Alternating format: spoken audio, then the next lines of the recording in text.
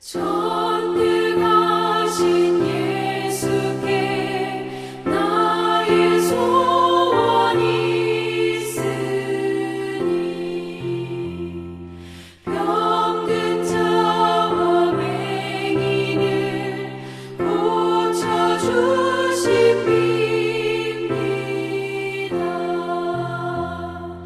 나에게는 죄악이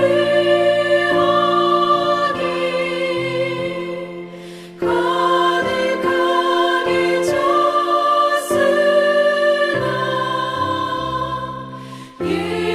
예수께는 진리와 은혜 충만하도다.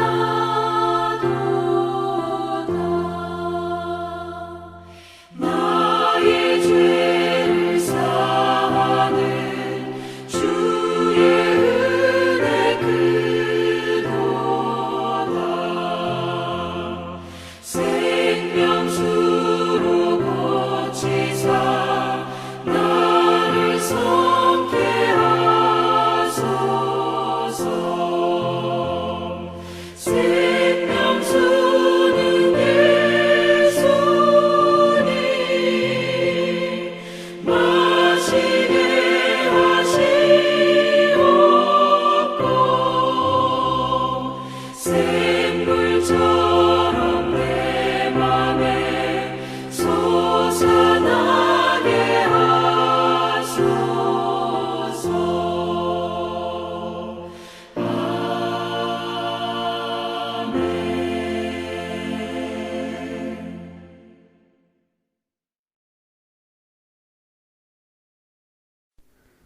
화요일 새벽기도 나오신 성도님들을 예수님을 환영하고 축복합니다.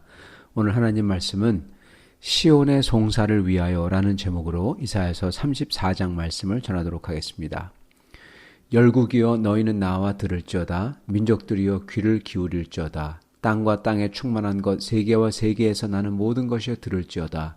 대저 여호와께서 열방을 향하여 진노하시며 그들의 만군을 향하여 분을 내사 그들을 진멸하시며 살육당하게 하셨은즉 그 살육당한 자는 내던진 바 되며 그 시체에 악취가 솟아오르고 그 피에 산들이 녹을 것이며 하늘의 만상이 달라지고 사라지고 하늘이 두루마리같이 말리되 그 만상의 쇠자람이 포도나무 잎이 마름 같고 무화과 나무 잎이 마름 같으리라. 여호와의 칼이 하늘에서 족하게 마셨은즉 보라 이것이 에돔 위에 내리며 진멸하시기로 한 백성 위에 내려 그를 심판할 것이라.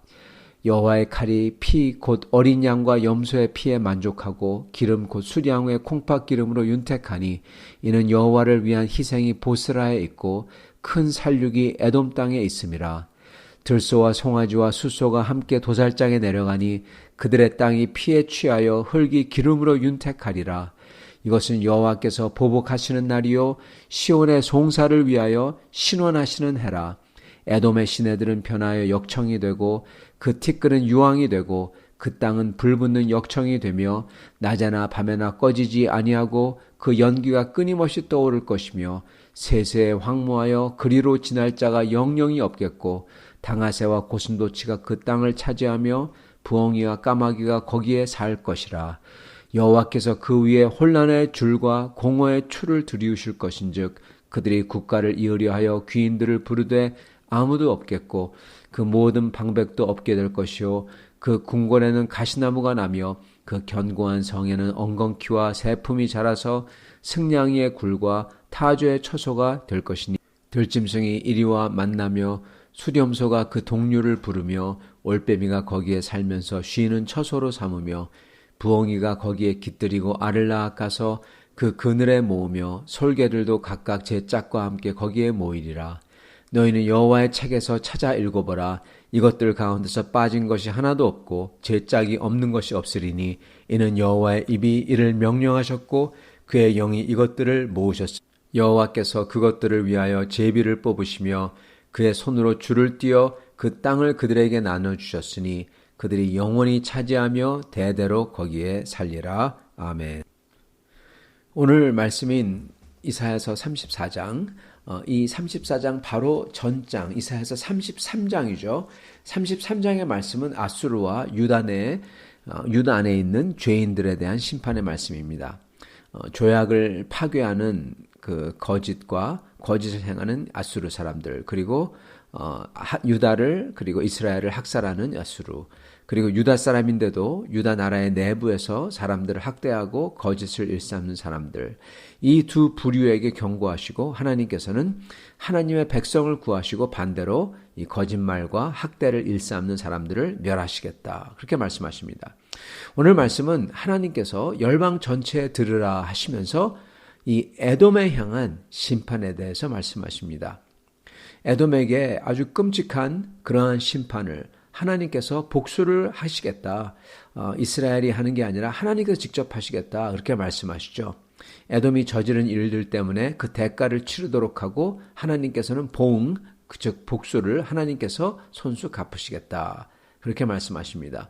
그러시면서 그 끔찍한 일들이 다 일어난 다음에는 에돔에 있던 곳에는 짐승들이 짝을 지어 사는 곳, 즉 짐승들이 짝을 지어서 계속 번성하고 살기 때문에 더 이상 거기에는 에돔이라는 그러한 나라나 사람이 살지 않는 곳이 된다는 뜻이죠. 하나님께서 이렇게 에돔에게 손수 보응의 날 복수하시겠다, 그렇게 말씀하신 이유가 있었습니다. 왜냐하면 에돔은 이스라엘, 즉 야곱이죠. 이 야곱하고 형제인 에서, 아브라함의 자녀지 않습니까? 같은 아브라함의 자녀인 에서의 후손인데 같은 형제와 마찬가지인데 이스라엘과 유다 역사상 심지어 모세 때에서부터 모세가 이스라엘을 이끌고 가나안에 들어가겠다 했을 때부터 이 에돔은 매우 이스라엘에게 적대적이었습니다. 그뿐만 아니라 나중에 이사야 시대에 아수르가 이스라엘을 공략해가지고 북이스라엘이 멸망했을 때 에돔은 아주 기뻐하면서 그 이스라엘에 대해서 악한 말을 했고 나중에 아수르만큼 만행을 저질렀습니다. 이스라엘이 아수르의 침공을 당해서 다 죽고 무너지고 힘이 없을 때 에돔이 쳐들어와서 남은 사람들마저 죽이고 잡아갔죠.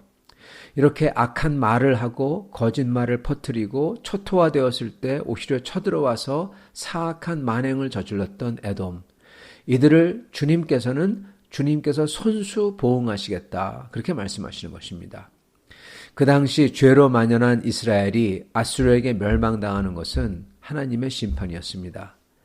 그러나 그걸 보는 다른 민족들, 특히 이스라엘 옆에 있던 에돔 같은 아브라함의 자손들은 이 이스라엘의 심판을 보면서 하나님을 떠난 이들의 심판이구나 하고 알아야 했고, 그리고 이걸 보면서 자기들도 우상을 숭배하는 것을 돌이켜서 하나님께 돌아와야 했습니다. 이게 기회였습니다. 최소한 옆나라 이스라엘이 멸망당하면서 살육당하는 것을 보고 자기 형제와 마찬가지인데 그런 사람들에게 긍휼과 인자를 베풀어야 했었는데, 그러나 그들은 이스라엘을 조롱하고 비웃었을 뿐만 아니라 폭력과 잔인함으로 대했습니다. 하나님의 심판이 죄인들에게 임할 때 저희는 그것을 보면서 우리는 하나님에게로 돌아오는 기회로 삼아야 할 것입니다. 하나님의 심판이 죄인들에 임하는 것을 보면서 저희는 하나님을 더욱더 두려워하며 그렇게 심판하는 하나님 앞에서 혹시나 내가 동일한 범죄를 범하고 있지 않나, 그렇게 우리 자신을 살펴보며 우리가 따르고 있던 우상들에게서 돌이켜야 합니다. 여기 계신 분들 중에서 목사님, 그러나 나는 우상을 섬기지 않는데요 하고 생각하실지도 모르겠습니다. 그러나 사실 모든 사람들은, 심지어 하나님을 섬긴다고 하는 사람들도 각자 하나님보다 자기가 더 귀하게 여기는 게 있어요.